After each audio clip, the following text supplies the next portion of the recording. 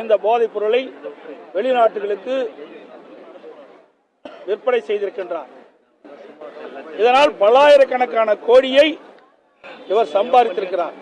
இவர் சம்பாதித்த அந்த பணத்தை திமுக நிர்வாகிகளுக்கு அளித்ததாகவும், அதோடு ஓட்டல், சினிமா பட தயாரிப்பு, இன்னும் பல அரசியல் கட்சியினுடைய சேர்ந்தவர்களுக்கு நிதி வழங்கியதாகவும் செய்தி வெளியாகியுள்ளது.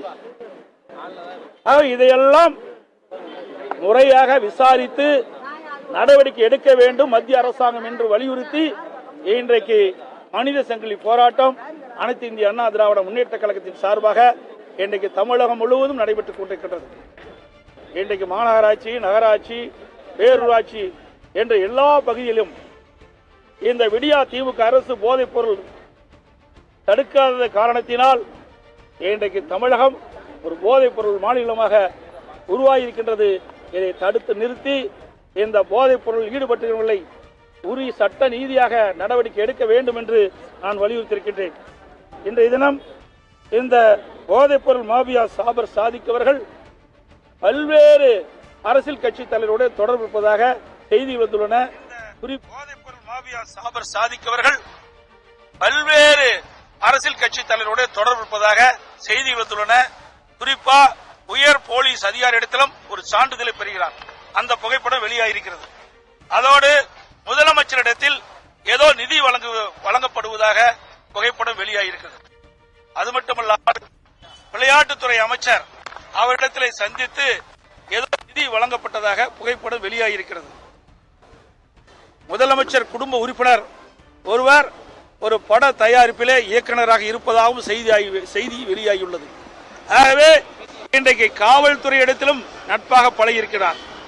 இன்றைக்கு முதலமைச்சர் குடும்பத்தோடும் தொடர்பு உடையதாக செய்திகள் வந்த வண்ணம் இருக்கின்றன. இதையெல்லாம் முறையாக மத்திய அரசாங்கம் விசாரித்து இதில் யார் தவறு இழைத்திருந்தாலும் அவர்கள் மீது கடுமையான நடவடிக்கை எடுக்க வலியுறுத்தி தான் இன்றைய தினம் மனித சங்கிலி போராட்டத்தை நாங்கள் நடத்தியிருக்கின்றோம். இந்த ஜாபர் சாதிக் என்பவர் 2019ஆம் ஆண்டு மலேசியாவுக்கு போதைப் பொருள் கடத்தியதாக கைது செய்யப்பட்டிருப்பதாக தகவல். அது மட்டுமல்ல, இவர்கள் மீது பல்வேறு வழக்குகள் பதிவு செய்யப்பட்டதாகவும் தகவல். இதையெல்லாம் காவல்துறை விசாரிக்காது இருப்பது வேடிக்கையாக இருக்கிறது. அது மட்டுமல்லாம இந்த கடந்த 10 நாட்கள் மட்டும் நிறைய போதைப் பொருள் இன்றைக்கு கண்டுபிடிக்கப்பட்டிருக்கின்றது. இன்றைக்கு தமிழகத்தில் பாத்தீங்கன்னா இந்த ஜாபர் சாதிக் அவர்கள் இந்த போதைப் பொருள்ல ஈடுபட்டு உள்ளதாக செய்திகள் வந்துள்ளன.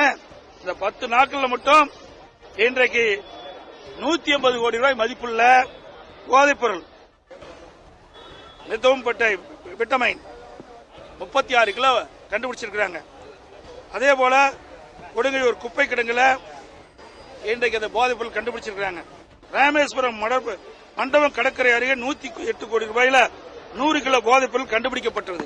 நேற்றைய தினம் கூட புதுக்கோட்டையில 110 கோடி ரூபாய் மதிப்புள்ள போதைப் பொருள் பறிமுதல் செய்யப்பட்டது. இது எல்லாமே மத்திய போதைப் பொருள் தடுப்பு பிரிவு தான் கண்டுபிடிச்சு இதை வெளியில கொண்டாந்துருக்கிறாங்க. மாநிலத்தில் இருக்கின்ற காவல்துறை அதிகாரிகள் கும்பகரணன் போல் தூங்கிக் கொண்டு இருப்பது வேதனை அளிக்கின்றது. எவ்வளவு கோடி மதிப்புள்ள போதைப் பொருட்கள் தமிழகத்திலிருந்து மத்திய போதைப் பொருள் தடுப்பு பிரிவு அதிகாரிகள் கண்டுபிடித்திருக்க சொன்னால் தமிழகத்தில் காவல்துறை என்ன செய்து கொண்டிருக்கின்றது, இந்த அரசாங்கம் என்ன செய்து கொண்டிருக்கின்றது? இதுதான் மக்களுடைய கேள்வி. இதற்கெல்லாம் இன்றைய முதலமைச்சர் பதில் சொல்லி ஆக வேண்டும்.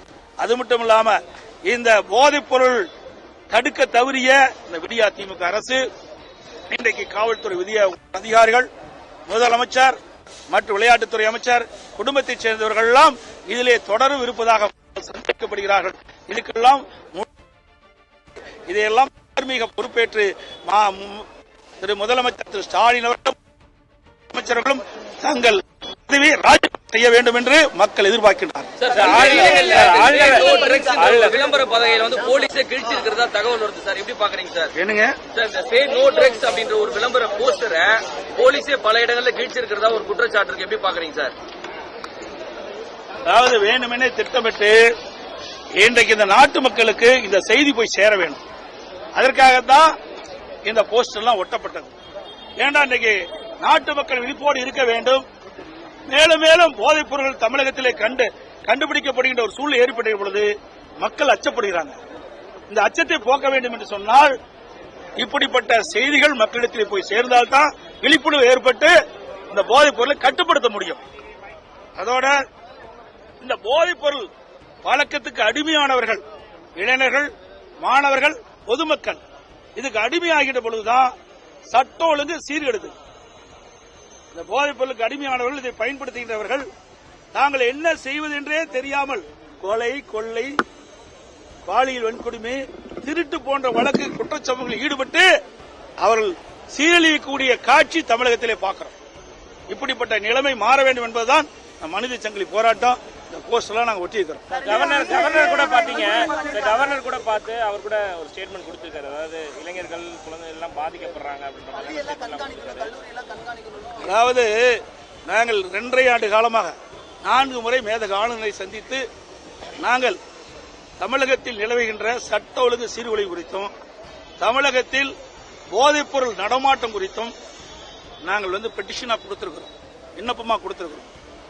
அதையெல்லாம் நாங்கள் சுட்டிக்காட்டணும், அரசாங்கத்துக்கும் நாங்கள் தெளிவுபடுத்தணும். ஆகவே இந்த அரசாங்கம் இந்த போதைப் பொருள் கட்டுப்படுத்துவதை தவறிவிட்டது.